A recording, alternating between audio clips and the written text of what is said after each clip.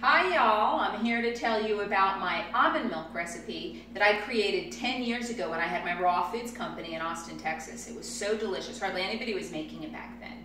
And I would sell it, sometimes I'd mix it with cacao, very yummy. So I have a good recipe to share with you. So we soaked and dehydrated our almonds overnight in our food grade hydrogen peroxide. And so all the enzyme inhibitors are off them, the dirt's off of them, they're activated and ready to be really nourishing food. So putting them in my blender, put that away, over here. Putting in my spring water. If you are lucky enough to have a spring around you, maybe Google it and see if there's a spring around you that you could get yourself spring water. It's the best. If you don't have that, use purified water from the tap, from your filter. So filling this, that was about 1.5 cups of almonds.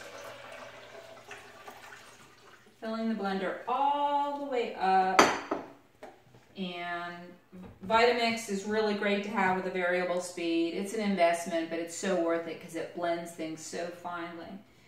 So I'm going to turn it on.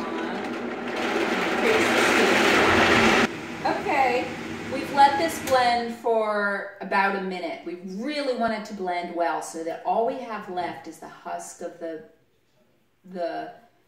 almond. Because all that good white meat, we want it to be blended into the milk. So I let it go for quite a while.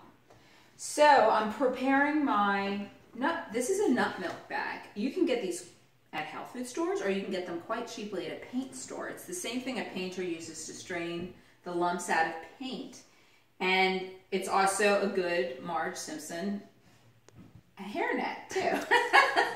So at any rate, I'm gonna prepare this. I've got a strainer and I'm putting my nut milk bag around it in my bowl, and I'm gonna pour my almond milk in there.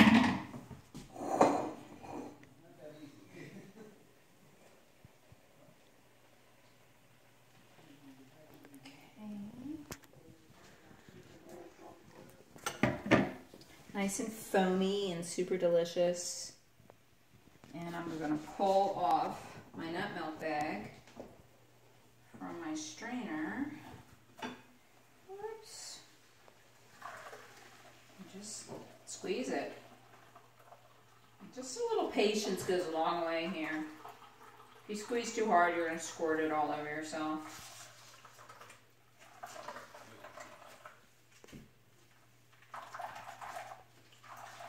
Squeezing it out.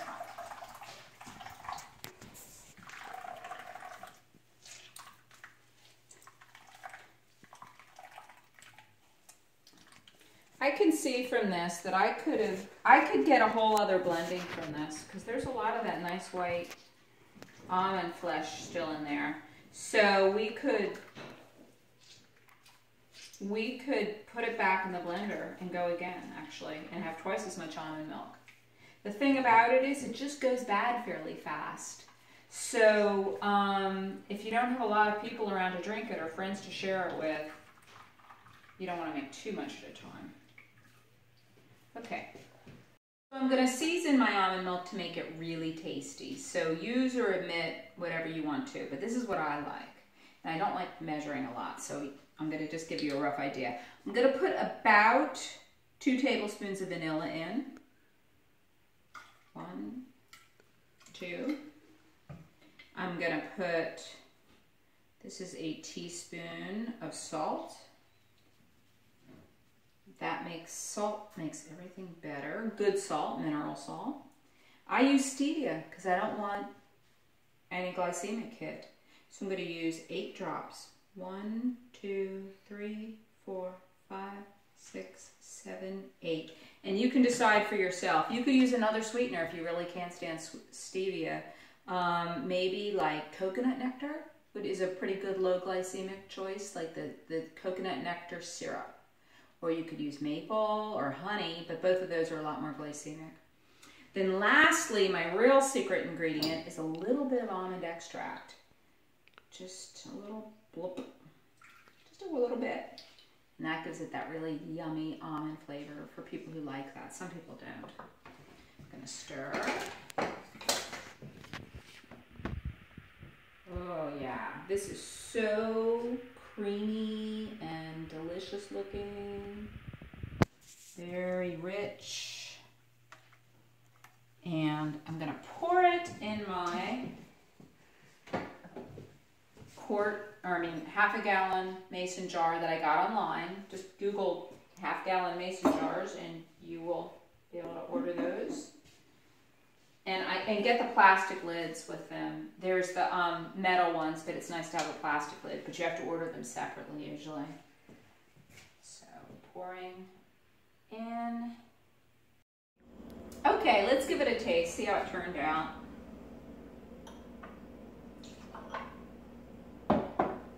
We'll have